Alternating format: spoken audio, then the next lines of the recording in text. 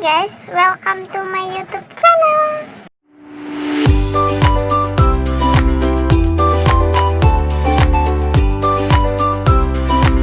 Jadi di video pertama aku kali ini, aku akan bahas tentang paraprasa sebuah kutipan.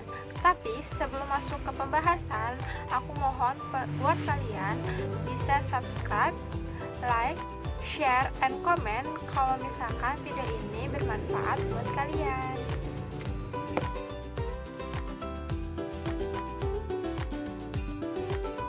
So, langsung aja masuk pembahasan. Jadi, apa sih paraprasa itu? Paraprasa adalah memasukkan pemikiran orang lain ke dalam tulisan kamu tanpa menggunakan kutipan langsung. Lebih singkatnya gini, kamu punya sebuah argumen. Nah, kamu pengen argumen kamu itu kuat dan akurat. Jadi, kamu bisa menggunakan kutipan dari orang lain. Namun, kamu harus mengganti kata-katanya menggunakan kata-katamu sendiri agar tidak terjadi plagiat. Bagaimana sih cara membuat paraprasa? Jadi, di dalam paraprasa itu ada 3 langkah. Langkah yang pertama ialah memeriksa kutipan. Nah, aku akan kasih tips memeriksa kutipan yang baik. Yang pertama, kalian pilih 1-3 kutipan saja, jangan terlalu banyak. Dan fokuslah pada kalimat yang efektif yang mendukung ide dan argumen kamu.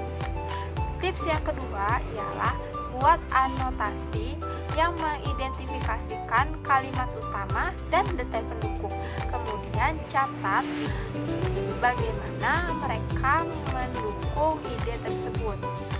Nah, tips yang ketiga, paraphrasekan kutipan jika kata-katanya tidak lebih penting daripada ide itu sendiri. Jika kamu bisa mengekspresikan ide yang sama dengan kata yang berbeda, maka kamu dapat menggunakan paraprasa. Karena ini akan memastikan kata-kata kamu lebih banyak, plus kamu tidak terlalu banyak memasukkan kutipan pada makalah kamu. Dan ingat, paraprasa juga tetap harus diberi referensi. Tips yang keempat, hindari paraprasa jika frasa kutipan langsung itu penting.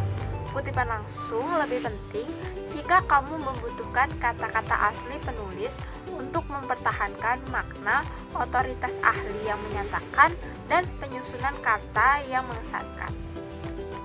Masuk langkah yang kedua, yaitu menggunakan kata-kata sendiri. Nah, ini di sini juga aku akan kasih tips untuk menggunakan kata-kata sendiri. Tips yang pertama, baca lagi kutipan yang akan digunakan dan harus benar-benar dipahami sebelum membuat paraprasanya. Tips yang kedua, nyatakan ulang ide menggunakan kata-kata sendiri. Jangan hanya mengganti kata-kata dalam kutipan orisinil dengan sinonimnya saja, karena akan terhitung plagiat. Dan pastikan paraprasa kamu orisinil. Artinya, kamu harus menggunakan struktur kalimat yang berbeda sesuai dengan gaya esai kamu. Tips yang ketiga, bandingkan paraprasa kamu dengan kutipan asli. Pastikan bahwa idenya sama tetapi kata-katanya berbeda. Paraprasa harus cukup berbeda agar tidak termasuk plagiat. Tetapi, paraprasa yang kamu tulis juga tidak menyimpang dari maksud si penulis. Nah, yang keempat, pastikan paraprasa kamu mencerminkan maksud penulis. Kadang tanpa sadar paraprasa keluar dari konteks kutipan sehingga tidak sesuai dengan maksud penulis. Paraprasa tersebut mendukung argumen kamu, tapi tidak akurat. Nah, tips yang kelima, jangan menggunakan tanda kutip pada paraprasa, karena paraprasa ditulis dengan kata-kata sendiri.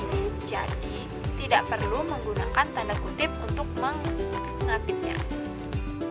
Masuk langkah yang ketiga, langkah terakhir yaitu memasukkan sumber kutipan. Nah, di sini kamu harus memperhatikan panduan gaya kutipan yang diinginkan. Biasanya, panduan yang populer adalah MLA, APA, dan Chicago Style. Kalian harus mengikuti panduan ketika menyertakan sumber kutipan, baik berupa frasa teks maupun sumber di akhir makalah. Gunakan tanda kurung untuk kutipan dalam teks dengan gaya MLA atau APA. Jika menggunakan MLA, maka menuliskan nama belakang penulis dengan nomor halaman dalam tanda kurung. Untuk format apa, maka kalian harus memasukkan nama penulis dan tahun publikasinya. Nah, kalau kamu menggunakan panduan Chicago Style, maka kamu harus memasukkan catatan kaki dengan memberi angka kecil dekat tanda titik, kemudian menggunakan alat format di program prosesor kata untuk memasukkan catatan kecil di bawah halaman. Dan terakhir, buatlah halaman karya yang dikutip, referensi atau bibliografi. Kalian harus mempersiapkan sumber kutipan sesuai gaya tulisan yang ditentukan.